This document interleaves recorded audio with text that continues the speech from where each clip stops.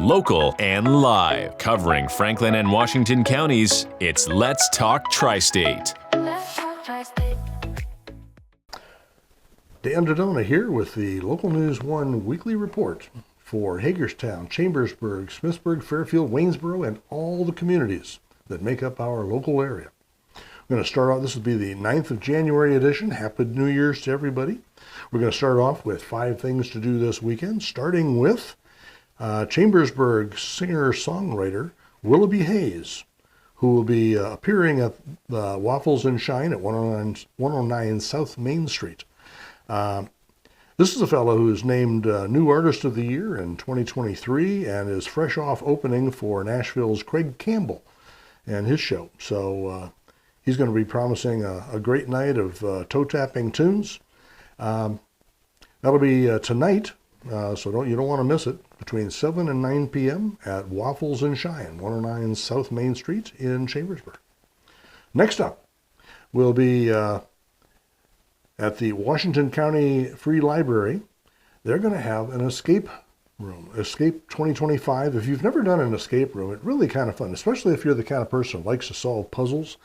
They'll give you a series of challenges. You have to answer questions and solve riddles before you can actually get out. Well, this one apparently has you trapped in 2025. That might or might not have been good for you. But in order to make it all the way out to 2026, you have to solve all these puzzles and get out of the room. That'll be taking place at 100 South Potomac Street in Hagerstown from 10 a.m. until 4 p.m. on Saturday, January 10th, tomorrow. Should be a lot of fun. You ought to check that out. Even if you haven't done these things before, they are quite a bit of fun. Third item up, Waynesboro's Indoor Farmers Market will be returning to the former Elks building at 66 West Main Street. This is the, downtown Waynesboro's Indoor Market. They'll be open from 9 a.m. to noon on select Saturdays. And those Saturdays will be January 10th and 24th, February 7th and 21st, and March 7th and 21st. They'll be offering local goods from familiar vendors. This is all organized by Main Street Waynesboro. If you want more on that, go to their website at mainstreetwaynesboro.org. Or you can check out more in localnews1.org. Fourth item up, gardeners will have a treat at the Coil Free Library in Chambersburg, who will be hosting a hands-on winter sowing workshop with gardening instructor Lindsay Crenshaw. Classes will show participants how to start perennial, native, and annual seeds outdoors using simple materials like milk jugs, soil, and seeds. Workshop will run from 10 a.m. till noon on Saturday, also tomorrow, January 10th. That'll be at the library at 102 North Main Street. All supplies will be provided, but space is limited, so register early. And the fifth item for this weekend. I'm always at a bit of a loss for how to introduce these. We'll just dive right in. The Humane Society of Waynesboro is hosting the annual Polar Bear Plunge. There's so many things that are wrong about that, but that's just me. There are people who really like to do it. At any rate, that's going to be taking place Saturday, January 10th from 10 a.m. to 1 p.m. Participants get to pay money to dive into freezing cold waters, but it is for a good cause. Registration is $20 to $30, and all proceeds will be supporting the care and adoption of animals at the Humane Society in Washington County. Check-in begins at 10:30 a.m., and the main plunge makes a splash at noon. And I thought this might have been extraneous, but the extreme weather day, as if jumping into freezing cold waters was not extreme enough, the extreme weather date is January 11th. That'll be Sunday. So probably at the same times. I'm just not much of a polar bear plunge kind of guy. I grew up in Detroit. It was freezing. Diving into water was not something that you did in Detroit in the winter. At any rate, we're going to add a sixth item this week. The 2026, and this is not exactly a local item, but it is huge, and an awful lot of people really enjoy this. The 2026 Pennsylvania Farm Show is beginning Saturday, January 10th, and will be running through Saturday, January 17th at the Pennsylvania Farm Show Complex and Expo Center at 2300 North Cameron Street in Harrisburg, Pennsylvania. This year's theme is Growing a Nation, and it honors the Commonwealth's contributions to agriculture and its role in America's 250th anniversary. Admission is free, parking is $15. There is a shuttle service available, so if you have an opportunity, these are really pretty amazing shows. They got a 1,000-pound butter sculpture of I heard, I did not check this out, but I heard it was of the founders signing documents anyway. More on that, check it out on LocalNews1.org. We'll move on to the news now. Been an interesting period. In Hagerstown, federal immigration officials are looking at any number of sites for detention facilities for immigrants that are being deported. They are, at the moment, they have not released a contract, but they are looking to contractors for comment, and I assume fairly shortly after that they'll put out a request for proposal. In the meantime, local officials are surprised. I guess there's two ways of thinking about how to do something like this. Either keep it quiet and let people scream bloody murder later on, or seed the area before you move in, so people can give some thought to what's going to happen. Either way, local officials didn't apparently know much about this, so there's a certain amount of resistance that has come not only from just simply not being aware, but also from the nature of what the feds want to do. Moving on, Senator Doug Mastriano has announced that he will not be seeking the governor's office for this coming cycle. He's going to prefer to focus on grassroots conservatism throughout his district. In the meantime, State Treasurer Stacey McGarity, as a Republican who has expressed her candidacy for the office, has commended Mr. Mastriano for all of his efforts over a long period of time. In Waynesboro, the 44th cancer auction has been announced. That'll be taking place on the 28th of March at Green Grove Gardens, just east of Greencastle. That'll be the 28th of March. Last year they came up with $122,000 worth of contributions, which they were able to share with a variety of cancer organizations and agencies. They are looking for volunteers to help out, and they want to continue to grow the event. 44 years. That's a great effort. The amount of money that they've contributed to cancer support in the area is just enormous. I'm certain multiplying 100,000 a year by 44. I'm not going to do math in public, but that's a lot of money that they've contributed over an extensive period of time, and good on them all. In Hagerstown, the University System of Maryland is going to be closing its hospitality center. They are citing dwindling use as the reason for that. They just can't justify it on a financial basis anymore. They will be ending a lease at 59 West Washington Street, and they commented that they are still want to support downtown Hagerstown, but they just can't make a go of it the way they've been doing it here with the former facility. So stay tuned. We'll learn more about how that property and other things that the University of Maryland system will be doing for Hagerstown. In Pennsylvania, PennDOT announced that there will be bridge repairs over a section of Route 15 on the Emmitsburg Road near Gettysburg. Those repairs will be taking place on Tuesday, the 13th of January, from 9 in the morning until 3 o'clock in the afternoon. The southbound lane will have some restrictions, so watch out for that if you're heading in that direction. Franklin County municipalities have announced Christmas tree pickup dates for this year. In Chambersburg, the second phase, they already finished their first phase a week ago, but the second phase is going to be taking place this coming week on the 12th of January. In Waynesboro, it will be on the 14th of January. Mercersburg has indicated that it's going to be free, but it'll be taking place at designated sites throughout the area, and there will be more on that.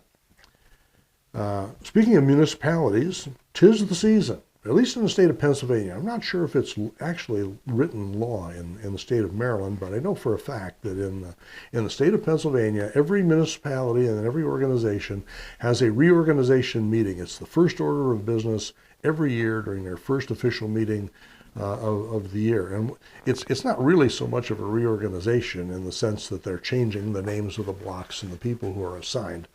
What they are doing is they're renewing their commitment, and they're re-advertising all the things that they're doing and who's doing them, all the arrangements that they've made with local contractors to provide materials for road repair and bridge repair and so on and so forth. So you'll want to check out, we talked about quite a few of them in the article in Local News 1, but you can check on their local websites.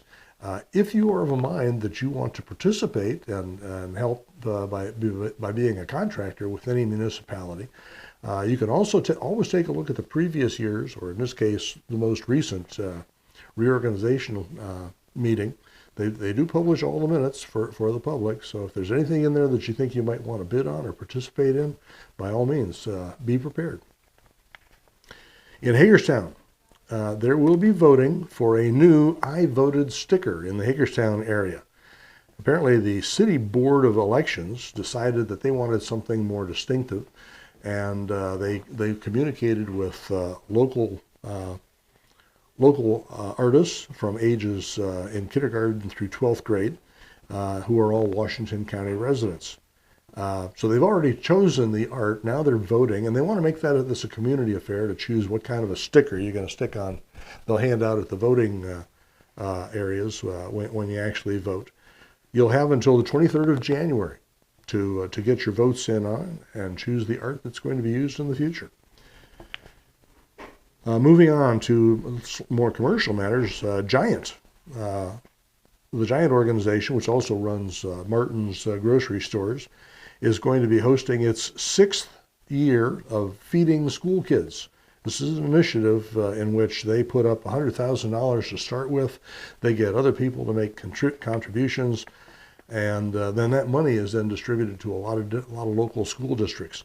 There are a lot of examples in the article, but what I would suggest is if you're not sure whether or not your school district is taking advantage of this, this is a great opportunity to help out.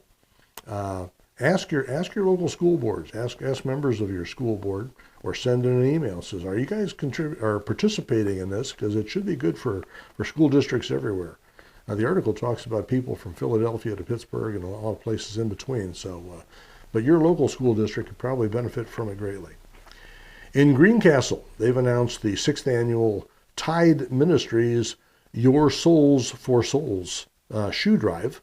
That'll be taking place from January through March of 2026. You can see the article for details, but basically they're collecting shoes for people that can't necessarily afford new shoes every year or every couple of months. So by all means, check that out.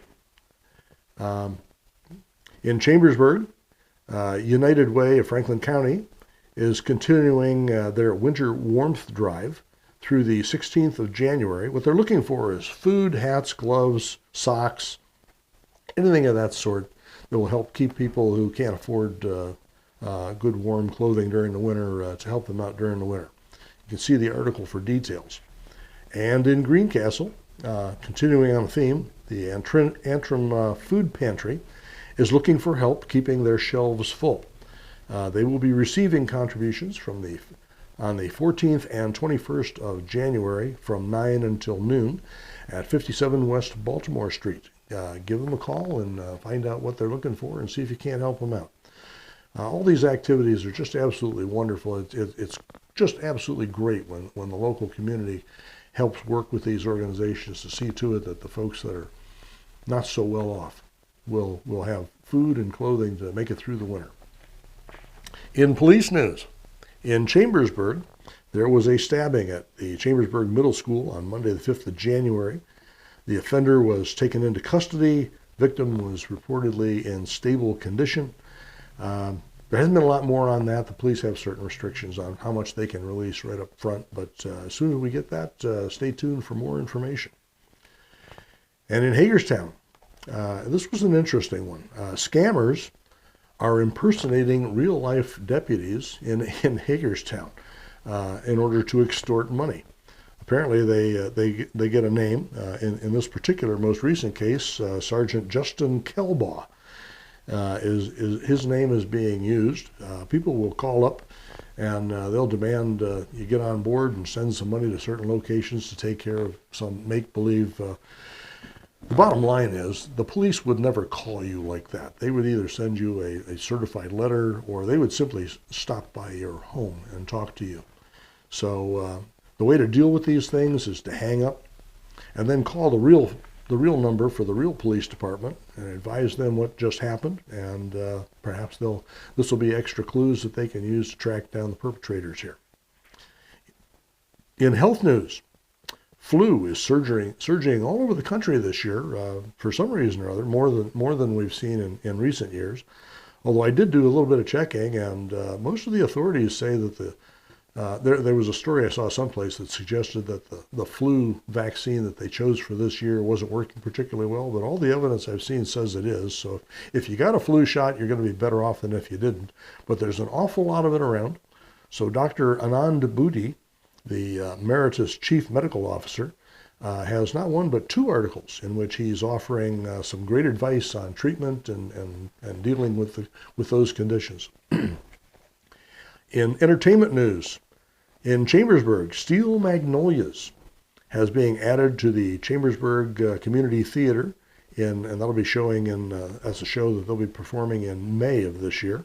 Auditions will take place from the 7th through the 8th of March, and stay tuned for more information on that. Hopefully they'll advertise and get the word out, and you'll be able to get tickets. In Greencastle, the Waynesboro Model Train Club is continuing their open house, which they started during the holidays. It's going to continue on the 17th and 18th and on the 24th and 25th of January, and it'll be from noon until 4 o'clock each day. There's a photo essay out there for some of the weekends that they have already been open during the holidays. You can take a look. It's a really impressive collection of trains of various different gauges, so by all means, take the opportunity to go see that, especially if you're a train guy or gal. And to wrap up the news, in Smithsburg, the China 88 restaurant got a good dining out review from Dusty Schofield, who does our dining out reviews. So you might give that a try. China 88 in Smithsburg.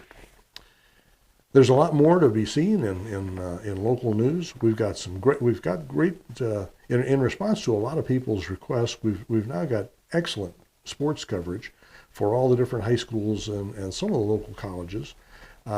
We do local history every Tuesday. The writings of Dargan Boy, who talks about the way things have been for over an extended period of time. We're very proud to be the news source for Verstandig Media. You can see all the local news in LocalNews1.org. All local. We don't do any national. We don't do any hit pieces. We're just telling stories about what's happening in our area. And with that, we'll wrap up today's video with the thought of the day. And it's an insidious New Year's story. It seems that all toilets in New York City police stations have been stolen. Police have nothing to go on. Bada bing. Have a great week. We'll see you next week. If you'd like to be featured on an upcoming episode of Let's Talk Tri-State, call 717-597-9200 or email letstalk@921thegoat.com.